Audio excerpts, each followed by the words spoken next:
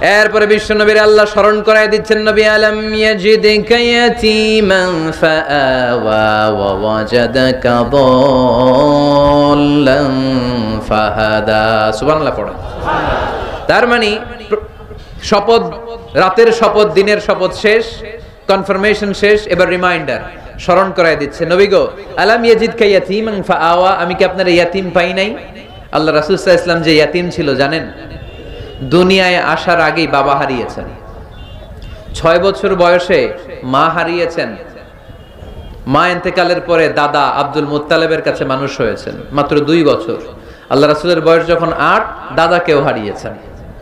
তারপরে চাচার কাছে ইয়াতীম নবী মানুষ হয়েছেন। আল্লাহ বললেন, নবী টেনশন কিসের? ওই যে আপনি ছোট্টবেলায় ইয়াতীম ছিলেন, আমি নিজে আপনার চাচার মাধ্যমে আপনার লালন পালনের ব্যবস্থা করে দিয়েছি। সুবহানাল্লাহ। আলাম ইয়াজিদকা ইয়াতীমান ফাআওয়া, আপনি ইয়াতীম ছিলেন, আমি আপনার লালন পালনের ব্যবস্থা করলাম। ওয়া ওয়াজাদাকা দাল্লান ফাহাদা, আপনি পথ খুঁজছিলেন, আমি পথ দেখিয়েছি। আপনি ছিলেন দল্লান, দল শব্দের একটা অর্থ হচ্ছে ভ্রষ্ট বা গোমরা।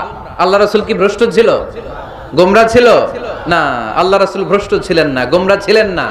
যদিও অফিশিয়ালি তিনি 40 বছর বয়সে নবী হয়েছেন, কিন্তু ওনার 40 বছরের আগের জীবনেও আমাদের জন্য অনুকরণীয় অনুপম আদর্শ। চিল্লায় বলেন ঠিক কি না?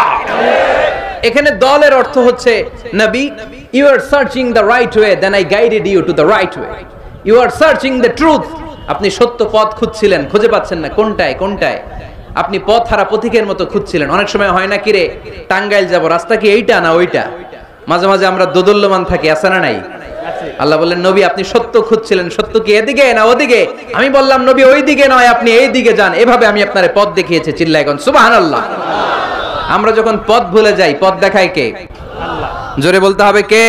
আল্লাহ। আমি যদি কোনদিন পথ ভুলে যাই, হাত ছানি দিয়ে কাছে নিও, মমতার বন্ধনে আমায় বেঁধে সব ভুল ক্ষমা করে দিও। পড়েন, আমি যদি কোনদিন পথ ভুলে যাই, হাত ছানি দিয়ে কাছে নিও, মমতার বন্ধনে আমায় বেঁধে সব ভুল ক্ষমা করে দিও। চিল্লায় পড়তে হবে আমিন। এটা কিন্তু একটা দোয়া, যদি আল্লাহ পথ ভুলে যাই পথ দেখায় দিও। প্রতিদিনই কিন্তু এই দোয়াটা পড়ি সূরা ফাতিহায়, ইহদিনাস সিরাতাল, সবাই বলেন ইহদিনাস সিরাতাল, ও আল্লাহ show us the right path, show us the correct path, show us the straight path। আল্লাহ সোজা রাস্তা দেখান, যে রাস্তা শুরু হয়েছে দুনিয়ায় ঢুকে গিয়েছে জান্নাতে। ও ওয়াজাদাকা দাল্লান, আপনি পথ খুঁজছিলেন, আমি আপনারে পথ দেখিয়েছি। ওয়া ওয়াজাদাকা আইলান ফাআগনা, আপনি ছিলেন নিঃস্ব, আমি আপনাকে ধনাঢ্য বানিয়েছি। তাফসিরে এসেছে ফাআগনা বিখাদিজা, আমি খাদিজার সাথে বিয়ে পড়াইয়া দিয়ে আপনারে ধনী বানাইয়া দিছি। আল্লাহ রাসূল সাল্লাল্লাহু আলাইহি ওয়াসাল্লাম খাদিজা রাদিয়াল্লাহু তাআলা আনহার ব্যবসায় কাজ করতেন। আল্লাহ রাসূল সাল্লাল্লাহু আলাইহি ওয়াসাল্লামের আমানতদারিতায় মুগ্ধ হয়ে আম্মাজান খাদিজা বিয়ের প্রস্তাব পাঠালেন। বিয়ে হয়ে গেল, আরশের উপর থেকে আল্লাহ সাইয়েদানা খাদিজাকে সালাম পাঠালেন। সুবহানাল্লাহ। আর সাইয়েদাতুনা খাদিজা বললেন, নবী আজ থেকে আমার সম্পদ বলে কোনো কথা নাই, সব সম্পদ আপনার পায়ের সামনে আমি ঢেলে দিলাম, আপনার যা মনে চায় এটা দিয়ে করেন, ইসলামের দাওয়াত দেন। ফাআগনা বিখাদিজা, খাদিজার সাথে বিয়ে করিয়ে দেওয়ার মাধ্যমে আল্লাহ রাসূলকে ধনী বানায় দিল কে? তার মানে 3টা রিমাইন্ডার দিলেন। 1 নম্বরে আপনি ইয়াতীম ছিলেন, লালন পালনের ব্যবস্থা করলাম। আপনি পথ খুঁজছিলেন, আমি আপনার সঠিক পথের দিশা দিয়ে দিলাম। আপনার টাকা পয়সা ছিল না, আমি আল্লাহ আপনারে ধনী বানিয়ে দিলাম। সুবহানাল্লাহ পড়েন। এবার 3টা কর্মসূচি, কয়টা? আওয়াজ করে বলতে হবে, কয়টা?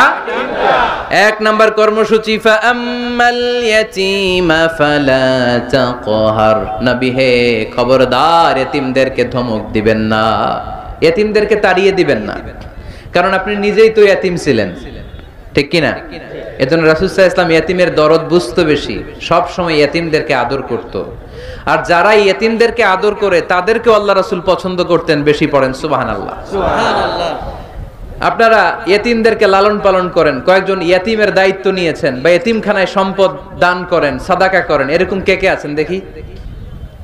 মাশাআল্লাহ, আল্লাহ তুমি কবুল করো, হাত নামান। এতিমদেরকে দান করবেন, তাদের ওখানে সাদাকা করবেন। আল্লাহ রাসূল বলেছেন আনা ওয়া কাফিলুল ইয়াতীমি কাহাতাইন। খেয়াল করেন আমার আঙ্গুলের দিকে, আনা ওয়া কাফিলুল ইয়াতীমি কাহাতাইন, আমি আর এতিমের রক্ষণাবেক্ষণকারী কিয়ামতের দিন প্রতিবেশীর মতো পাশাপাশি থাকবো। সুবহানাল্লাহ। এক সাহাবী এসে বললেন ইয়া রাসূলুল্লাহ, আমার হৃদয়টা বড্ড শক্ত, হৃদয় নরম হয় না, চোখ দিয়ে পানি নামে না, কি করব? ইয়াশতাকি কাসওয়াতাল কলব। আল্লাহ রাসূল বললেন হৃদয় নরম করতে চাও, ইরহামিল ইয়াতীম, এতিমের উপর রহম করো, ওয়ামসাহ রাসা, এতিমের মাথায় হাত বুলিয়ে দাও, ওয়া আতইমহু মিন তাআমিক, তুমি যা খাও সেখান থেকে এতিমের সাথেও খাবার শেয়ার করো, তালিনু কলবুক, তোমার হৃদয়টারে নরম করে দিবে কে? আল্লাহ। এজন্য যাদের চোখ দিয়ে পানি আসে না, হৃদয় বড্ড শক্ত, কবে যে লাস্ট কাঁদছিলেন ভুলে গেছেন, এরকম আছে না নাই? শেষ কবে যে কাঁদছিলাম মনে নাই, চোখ দিয়ে পানি নামে না, হৃদয় শক্ত। এতিমের মাথায় একটু হাত বুলায় দিয়েন, এতিমখানায় একটু সম্পদ পাঠিয়ে দিয়েন, ওদের সাথে বসে একটু খাবার দাবার খায়েন, আপনার হৃদয়টারে নরম করে দিবে কে? এই বাংলার জমিনে অনেক লোক আছে এতিমের সম্পদ খেয়ে মেরে দেয়, আছে না নাই? আল্লাযীনা ইয়াকুলুনা আমওয়ালাল ইয়াতামা যুলমান ইন্নামা ইয়াকুলুনা ফি বুতুনিহিম নারা ওয়া সায়াসলাউনা সাঈরা। আল্লাহ বললেন খবরদার এতিমের সম্পদ মেরে দিও না, যারা এতিমের সম্পদ অন্যায়ভাবে ভক্ষণ করেছো, তারা সম্পদ খাও নাই, পেটে আগুন ঢুকিয়েছো, কিয়ামতের দিন ওই আগুনের মধ্যেই থাকবা, ঠিক কি না? ভাই মারা গেছে, ভাতিজার দায়িত্ব পাইছে, সব সম্পদ মাইরা খেয়ে দিচ্ছে, আছে না নাই? খবরদার, সম্পদ খান নাই আপনি, আগুন খাইছেন, আগুন ঢুকিয়েছেন পেটে, আর ওই আগুনের মধ্যে আপনার বাসস্থান জাহান্নামে নির্ধারণ করে দিবে কে? আল্লাহ। এজন্য বিশ্বনবীর প্রথম কর্মসূচি দিলেন আল্লাহ। নবী যেহেতু আপনি এতিম ছিলেন, তাই ফাআম্মাল ইয়াতীমা ফালা তাখহার, নবী এতিমদেরকে আপনি ধমক দিবেন না, তাড়িয়ে দিবেন না।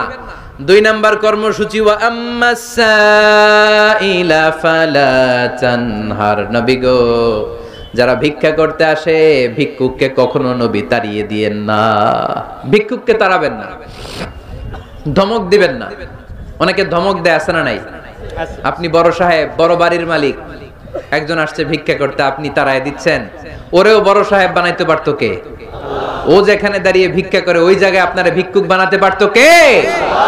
আপনি গাড়িতে চড়ে বেড়ান, রাস্তায় জ্যামের মধ্যে যখন প্রাইভেট কার গুলো আটকে যায়, পথ শিশুরা ছোট্ট ভাঙ্গা থালা নিয়ে গ্লাসের সামনে এসে গ্লাসে নক করে, বলে স্যার 2 দিন ধরে কিছু খাই নাই, 5টা টাকা দেন, বলে না? আহা, গ্লাসও নামায় না, অনেকে ধমক দেয়, খবরদার ধমক দিয়েন না। ওরে প্রাইভেট কারে বসাইতে পারতো কে? আল্লাহ। ভাঙ্গা থালা দিয়ে আপনারে ফুটপাতে নামায় দিতে পারতো কে? আল্লাহ। এই যে বিশ্বনবীরে সাবধান করলেন, বিশ্বনবীকে বলার মাধ্যমে গোটা উম্মার জন্য আল্লাহ শিক্ষা রেখে দিয়ে বললেন ফাআম্মাল ইয়াতীমা ফালা তাকহার ওয়া আম্মাস সাইলা ফালা তানহার। ও নবী খবরদার, ইয়াতিমদের সাথে কখনো কর্কশ আচরণ করবেন না, যারা ভিক্ষা করতে আসে, যারা ফরিয়াদি, তাদেরকে ধমক দিয়ে তাড়িয়ে দিবেন না। ওয়া আম্মা বিনি'মাতি রাব্বিকা ফাহাদ্দিস, সুখে দুঃখে সব সময় আল্লাহর নেয়ামতের বর্ণনা শুরু করে দেন। আলহামদুলিল্লাহ পড়েন। ওয়া আম্মা বিনি'মাতি রাব্বিকা ফাহাদ্দিস, যে নেয়ামত পেয়েছেন এটা বর্ণনা করেন। আমরা নেয়ামতের শুকরিয়াও করব, বর্ণনাও করব। ইন্নাল্লাহা ইউহিব্বু আইয়ারা আসারা নি'মাতিহি আলা আবদি, আল্লাহ তাআলা যে নেয়ামত বান্দাকে দিয়েছে, ওই নেয়ামতের বহিঃপ্রকাশ ওই বান্দার গায়ে, শরীরে, কাজে দেখতে চায়। আলহামদুলিল্লাহ পড়েন। এজন্য যারা টাঙ্গাইলের ধনী আছেন, সিরাপাড়া কাপড় পরবেন না। আপনি ধনী, আপনি সুন্দর জামা পরবেন আর বলবেন আলহামদুলিল্লাহ, আল্লাহ দিয়েছে আমাকে, আল্লাহ 5 তলা বাড়ির মালিক বানাইছে, মাথাটা নিচু করে শুকরিয়া করেন, আলহামদুলিল্লাহ আল্লাহ দিয়েছে এই বাড়ি আমারে। আপনি 10 বিঘা জমির মালিক, আপনি বলতে পারবেন অসুবিধা নেই, আল্লাহ দিয়েছে আমার আলহামদুলিল্লাহ, কারণ আল্লাহই বলেছে ওয়া আম্মা বিনি'মাতি রাব্বিকা ফাহাদ্দিস, ফাহাদ্দিস, ফাহাদ্দিস, বর্ণনা করো, আল্লাহ কি নিয়ামত দিয়েছে বর্ণনা করো, এটার বহিঃপ্রকাশ যেন তোমার মধ্যে থাকে। কিপটামি করার সুযোগ ইসলামে নেই।